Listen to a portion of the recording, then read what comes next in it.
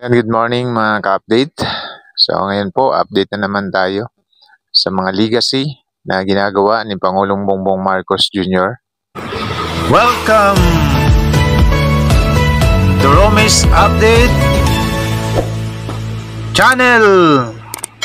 Mamaya papanoorin natin mga ka-update yung naging interview ni Ivan Mayrina kay Pangulong Bongbong Marcos kung saan makita natin dito yung resulta ng kanyang mga unang statement. Panoorin na po muna natin mga ka-update yung video.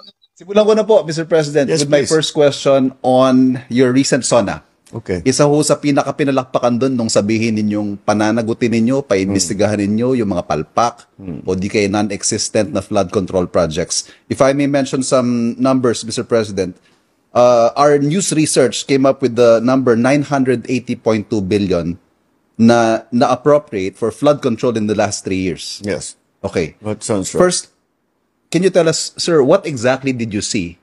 And what information did you get to decide to confront the issue of corruption in flood control projects and to hold people accountable? It started in last December. Nung umiikot ako dahil nga sunod-sunod yung bagyo at nakikita natin kung talagang napakabigat ng ulan. Nung nangyari na naman itong bagyo ngayon, pagpunta ko, nakita ko hindi nagagawa. Akala ko ba meron tayong linagay dito? Hindi pa naumpisa, whatever. Yun, the usual excuses. Eh, sabi ko, kalukuhan na ito. Maliwanag na hindi ginagawa ang trabaho. Tapos pupunta ka sa evacuation center. Makikita mo yung mga tao, dikit-dikit. Nagsisiksikan dun sa loob. Lalo na yung mga bata, natutulog sa simento, sa gym. Mainit. Mabilis magkasakit, magkahawaan. Di natin ginagawa dapat ito sa kababayan natin. Kasalanan na ito. And then you said, mahiya naman kayo. Palakpakan ho sila, standing ovation. Oo nga. Pero sino ho nga ho bang pinatutungkalan ninyo dito, Mr. President? They know who they are. They know who they are. Meron naman dyan talagang mga notorious. Matagal ng ganito ang ginagawa. I'm sorry, but they will have to account for their actions and they will have to account for the expenditures that they have made na hindi natin nakikita kung ano yung naging resulta. Sa ngayon ho, ito'y warning, ito'y order to conduct an audit, to hold people accountable. Ang tanong ho siguro ngayon, is President Marcos going to crack the whip, really crack the whip on those responsible? The key thing here is to fix the problem. I always say this, but I'm sure you've heard me say it before. Fix the problem, not the blame. You cannot fix the problem without knowing who to blame. Yes. So that one thing follows another. So for us to fix the problem, we have to know what happened and where did it go wrong at sinong dapat managot. Meron dapat naman managot dahil sa dinadaanan na hirap na dinadanas ng ating mga kababayan. They have to be told who is responsible and somebody has to answer for their suffering. Paano ho kung kaalyado ninyo? Sorry na lang.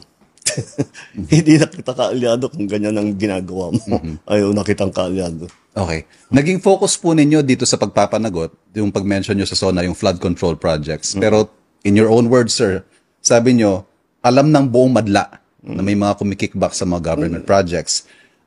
The World Bank puts it at 20%. Yung 20% daw ng annual budget ng Pilipinas na pupunta sa corruption. Yeah.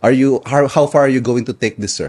Will this also extend to other projects na hindi mga flood control na posibleng kumikickback din ng mga opisyal ng gobyerno? It has to be evenly applied. Hindi naman maaari, dito lang tayo nag-audit, dito lang tayo naghahanap ng mananagot. Kailangan lahat, kung sino man may naging kasabwat dito sa ganyang klaseng pagtrabaho, sorry na lang, kagaya na sabi ko, sorry na lang. May calls ho to have a third party conduct this audit, this review of all these projects. Well, wag daw po DPWH. What's your take on this? Hindi talaga. Hindi talaga DPWH. Hiningi lang natin, hindi nang hiningi. Kinuha na natin yung listahan. Kaya yung mahalaga doon sa aming pinag-usapan na isa sa publiko natin. So malalaman ng tao. Yung tiga doon, barangay 1, 2, 3. Sasabi, tiga namin yun. Wala naman kami nakitang ganito Di isumbong nila. So that applies to anything. To all of the projects that will happen. I'm sure marami magsusumbong dyan. We already have some names that are coming up that will be first of all, corporations that mga contractor na talagang kitang-kita na hindi magandang trabaho nila. So, we will put them on a blacklist. Hindi na hindi na sila pwedeng magkontrata sa gobyerno. Number two, lahat ito, yun na nga, kakasuhan natin. Sasabihin natin, saan napunta yung pondong ito? Saan napunta sa ganyan? Pag hindi sila makapag-explain na mabuti, we will have to take it to the next step. So yan nga, narinig natin yung tuwirang sagot ni Pangulong Bongbong Marcos kaugnay doon sa mga sinasabi niya, no? Na mahiya naman kayo.